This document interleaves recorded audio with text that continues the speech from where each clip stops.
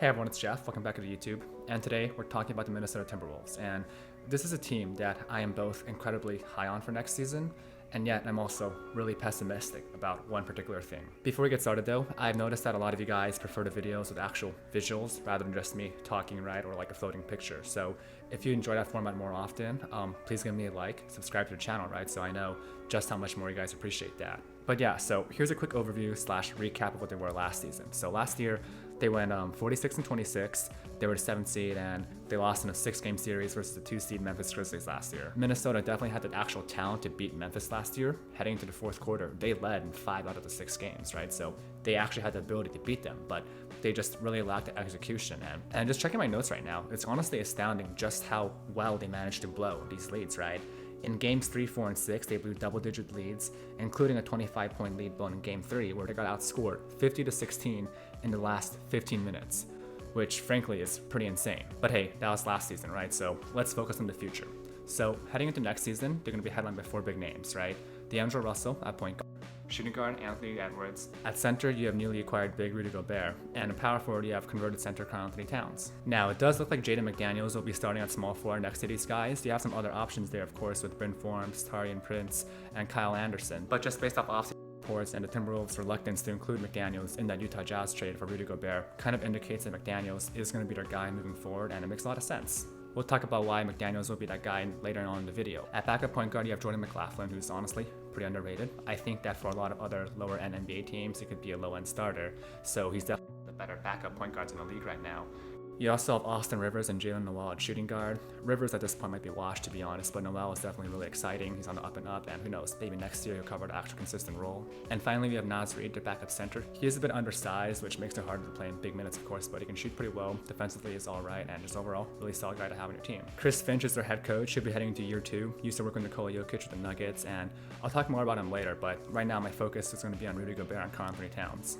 And in my eyes, I have absolutely zero doubts about this team's defense, and adding Rudy Gobert has changed this team's identity completely, and I think in the regular season, they're going to win a crap ton of games. Since 2017, Rudy Gobert led defenses have finished 3rd, 2nd, 13th, 4th, and 9th. And you can definitely question Rudy Gobert's playoff impact on defense later on in this video, of course, but I just want to say that in the regular season, you can't deny that this man can lead and anchor teams to elite defenses, and I expect it'll be the same exact way for Timberwolves next year. He is, without question, the best rim protector in the entire NBA to me, and this is one of those things where if you disagree on that point, I will genuinely kind of doubt and question your understanding of the NBA because it's just that obvious to me. It's almost like saying Steph Curry is the best 3-point shooter in the NBA. Rudy Gobert is the best rim protector in the NBA. And it's really absurd because there's this certain set of honestly kind of insane NBA fans who think that he's only good because he's tall and just stands around the basket. And sure, being 7'1" with a 7'9" wingspan helps Rudy Gobert a ton, right? But if that's all you needed, guys like Mo Bamba and Thon Maker would also be winning depoys left and right. But clearly, that's not the case, and clearly, Rudy Gobert brings something else to the table. Gobert's excellent timing and instincts that allow him to prevent layups from even going up in the first place because of his positioning, and unlike some other shot blockers like Hassan Whiteside or Mitchell Robinson, Gobert actually knows when to jump and when to stand his feet. Rudy Gobert truly is a generational defensive talent when it comes to protecting the paint, and I'm honestly just really tired of people acting pretentious, acting like they know so much about basketball when they try to discredit Gobert's name because they think they're being edgy or whatever, and it's just not true, and it's pretty ridiculous. I also have very little concerns about Karl Anthony Towns at power forward for defense for the regular season.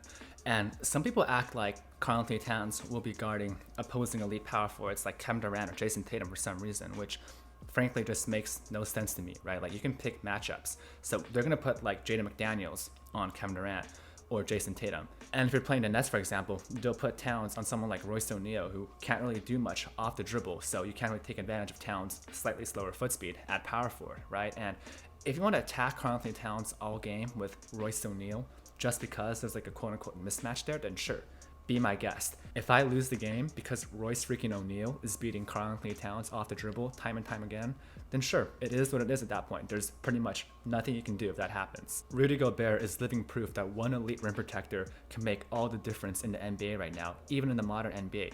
And we've seen that for the last few seasons with the Utah Jazz, where they pretty much just employed turnstiles and cones at defense, right? Mike Conley, Donovan Mitchell, these guys were just letting guys blow past them all day, every single day without question. Royce O'Neal was pretty much the only guy who was actually moving his feet out there, especially after Joe Ingles got hurt. And yet, Rudy Gobert, because he is so good at protecting the rim, was still able to make that team a top 10 defense. And offensively, I am all in on this team for next year. They finished 8th last year, which is pretty good already, and I think Anthony Edwards is going to take a huge step forward next year. I'm pretty much as invested in him as you can possibly be right now. Edwards was their best player in the playoffs last year, and he averaged 25 points per game on 46% from the field and 40% from three. He improved a ton from the start of last year towards the end, and I think the player he'll be for next year is the guy we saw in last year's postseason. Just like John Moran, who in 2021 had an up and down regular season, but towards the playoffs, right, against the Jazz, he exploded. And then in his third season, he continued the momentum and was elite and was an MVP contender for the entire year. I think that same exact thing is going to be happening with Anthony Edwards for next season. The dude has top tier athleticism for the NBA, and I think Dwayne Wade is a really good comparison because they have similar physical tools and just raw power and explosiveness at 6'4". Edwards is a legitimate 3-level scorer who can get to the rim whenever he wants to. He's going to dunk on you, he's going to shoot threes off the dribble and off the catch from just a really wide variety of footwork, and he can stop on a dime from mid-range too, and the dude can really just score from pretty much anywhere on the court. I think both him and Cat can be all-stars next season, and of course Karl Anthony Towns is probably the best three-point shooting big of all time.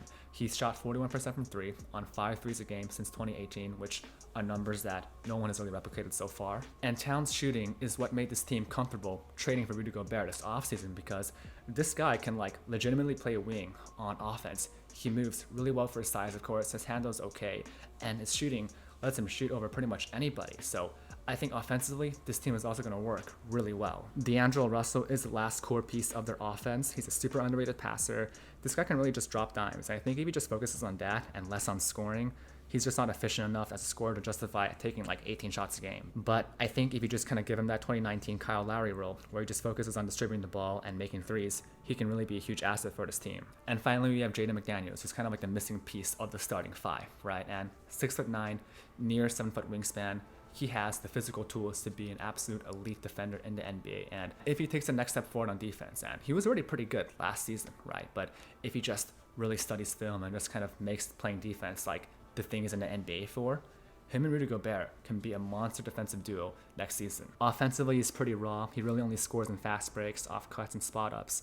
He can't really create his own shot and was a mediocre three-point shooter the last 2 years. But entering year 3, if he can just kind of get to Jay Crowder levels, where he's shooting 34-35% on three, on maybe 4 threes a game, that's enough to make him not an offensive liability, and I think his defense will be huge. There is a world next season where Rudy Gobert and Jaden McDaniels make this team the best defensive regular season team in the entire league, and Anthony Edwards takes the next step forward on offense, and Karl Anthony Towns is balling out as well. So they've got a high-powered offense, a great defense, and they win 56 games and are number 2 seed. So yeah, I'm pretty high on them for next season. I'm actually really confident they can win a ton of games, but I'm almost equally as confident this team will kind of collapse in the playoffs, to be honest. Charles Barkley called this team the dumbest basketball team he's ever seen last season in the playoffs, and to be honest, he was absolutely correct.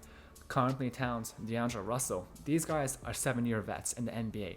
They've been to the playoffs before. They've been in close games in the NBA before, but they were making mistakes that rookies do. It's okay for Anthony Edwards to make mistakes, right? It's his second season, his first taste of the postseason, right? He'll learn, he'll adapt, but if you're Cat and D'Angelo Russell, and you've been in the league for this long, it's just absolutely inexcusable to turn the ball over and to take dumb shots with 2 minutes left in the game, right? Karl Anthony Towns, he jacked up this 30-foot shot, and I forgot which game it was, but it was early in the shot clock, just a horrible shot, and it didn't cost them the game, but it really hurt their chances to beat the Grizzlies. Chris Finch, for some reason, is allowing teams to go on 10-0 runs against him in the postseason without calling a timeout. And again, I go back to that game 3 when they were up 25 points at the end of the third quarter, and Memphis just goes on this massive run. And Chris Finch, just the lack of adjustments, the lack of, I think they scored 14 points in a row before he called a timeout at one point. And I'm just questioning, This guy knows it's the postseason, right? You can't allow teams to go on 14-0 runs against you. Furthermore, while I do think this team will be elite on defense in the regular season, I do think you will see a step backwards in the postseason based off Gobert and Towns, this kind of Twin Towers tandem. And against 95% of the NBA, I think there's not an issue here. Because like I mentioned, if Royce O'Neal beats you off the dribble a bunch of times a game, then sure, it is what it is. However, in the postseason, where you're playing against the best of the best, and they can attack every single weakness, I think Karl-Anthony Towns at power forward will be a weakness, right? Because imagine you're playing like the Los Angeles Clippers, right? They have John Wall, Kawhi Leonard, Paul George, Norman Powell.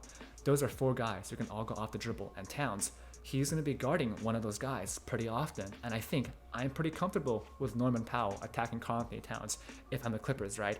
That's a matchup I'll gladly take advantage of. Or for example, the Pelicans, you have Brandon Ingram. You're going to have Gobert on JV, of course, but they still have Ingram, CJ, Zion. Karl-Anthony Towns is going to end up on one of them pretty often, and I don't like the idea of having Ingram or CJ or Zion going off the dribble against Towns, who doesn't have the best discipline, doesn't move his feet that well, despite being pretty athletically gifted. And I think this will be a weakness that teams will take advantage of, at least by the second round. And I think Rudy Gobert's playoff defense is also worth questioning because, like I mentioned, he is a great paint protector, right? But I do think his critics have a lot of great points. And I think the analogy I want to use here is he's kind of like James Harden on offense back in 2018 or 2019, right? Where the reason why all these defensive impact metrics say Rudy Gobert is so good on defense, right? Well, yeah, he is good on defense, but the problem is that Jazz team was so reliant on Rudy Gobert, his impact metrics were kind of inflated. Just like James Harden, offensive stats were kind of inflated. And of course, he still earned those stats, of course. I'm not saying that he wasn't actually a 35 points per game scorer, because he was, right? But in the postseason, that style of play just doesn't work. That's why Harden's production dropped off in the postseason, because that just doesn't work in the playoffs.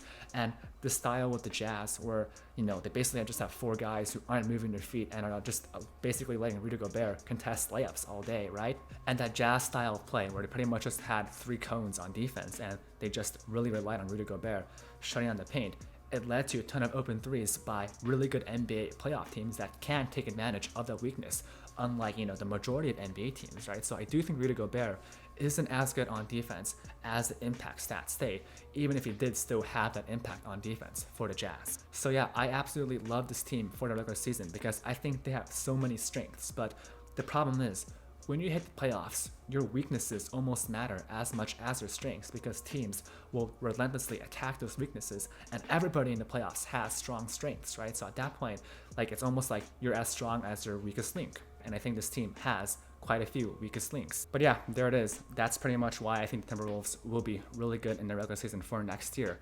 But I do have a lot of questions about the playoff success, and I think that my prediction here is they're going to win a ton of games, maybe like 55, 56, but to end up flaming out in the second round. So yeah, I hope you enjoyed the video, guys. That's pretty much all I have to say for now. I'll see you for the next one.